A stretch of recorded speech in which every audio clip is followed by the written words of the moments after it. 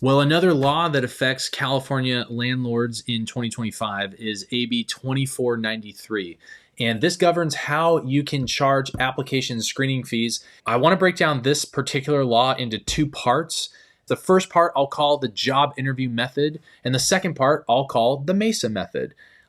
You may have guessed, I think you should go the Mesa method. It's a way that we've done it for a long time. And to be honest, I could have written this law because we at Mesa have been processing applications and treating application screening fees this way for a very, very long time. It's just now California legislature has codified it that you have to do it this way. And so we're already there and in compliance, but it's interesting what they chose to do. So let's talk about the first method first, which is what I call the job interview method. That's if you take multiple applications for a property and then you select which you believe to be the best one. And that's super risky for fair housing reasons. But if you're going to do that, it means that you didn't give out any written criteria. You just accepted applications. And then you said, I like application number 3. I'm going to choose that one for whatever your reason might be. Maybe they have the highest credit score or whatever it is that you think makes them the better potential tenant.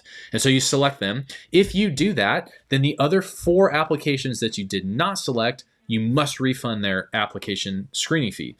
Even if they had terrible credit, an eviction on their record, whatever the case is, whatever the reason, it doesn't matter. If you are using the job interview method, meaning you pick who you perceive to be the best applicant, then you must refund the remaining ones. That's what the law says.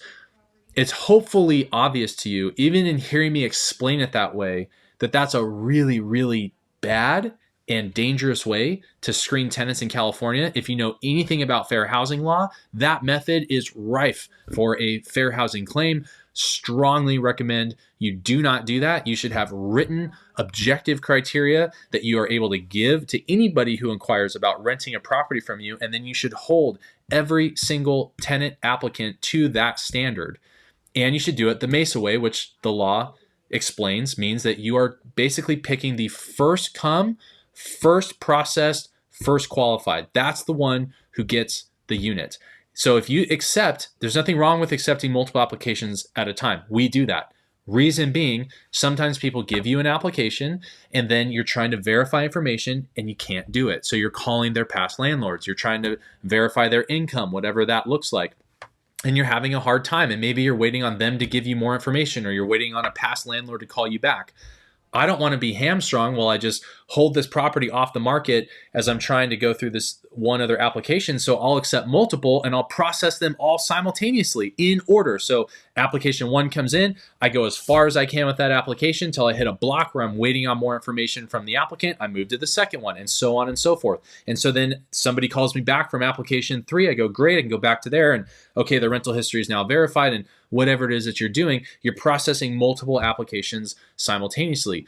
If you do it that way and you're giving written criteria to anybody who inquires, and then let's say that you have a minimum credit score of, just pick a number, 600, and they don't meet that, you can deny them and retain the application fee according to the law. There may be other reasons why you should refund that application screening fee, but according to this law, if you're using that method of screening the applicants, then you may retain the fee. Even though you denied them, you did incur the expense of having to process it, so you're good to then keep that money.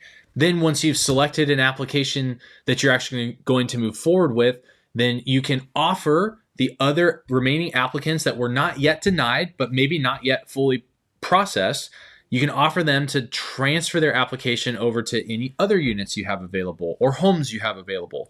As a management company, typically with several homes, units, townhomes available for rent at any given time, this is pretty easy for us because we say, hey, sorry, there was somebody ahead of you who got their application approved. However, would you like to transfer it to any of these other properties that we currently have available? If that applicant says yes, great, transfer them, keep the application screening fee. It doesn't mean you make them reapply, but you're able to keep the fee. If they say, no, I don't like anything else, I met all of your criteria, and yet the property became unavailable, then the law does say you should refund them, and which is kind of common sense. You took the fee with the expectation that they'd be able to rent the home. Understandably, you're processing multiple applications simultaneously. Somebody else get it. They don't like anything else you have, or you don't have anything else. They should get their money back. That is a fair way to do it, and the law now explains it that way. Again, that's the Mesa way. That's how we've done it for years, because it's the right thing to do, we think, and also because It's the fairest way to do things, and it keeps you in compliance with fair housing laws, which this law is not meant to touch at all. So even if you do the job interview method, it is my non-legal opinion that you are still in violation, or at least in potential violation, of other laws that are not this one, that don't have anything to do with the application fee, but do talk about discrimination on the basis of protected classes. So just be very careful. Make sure that you talk to a qualified real estate attorney as you're putting together application criteria or your methods. Or if you're working with us, rest assured that we do believe we are processing applications in the most risk mitigation way, if that's the way to say it, that as we can for you, while both getting you the best and strongest tenant that we possibly can and minimizing any kind of complaints, lawsuits, allegations, anything like that we violated fair housing laws in the process.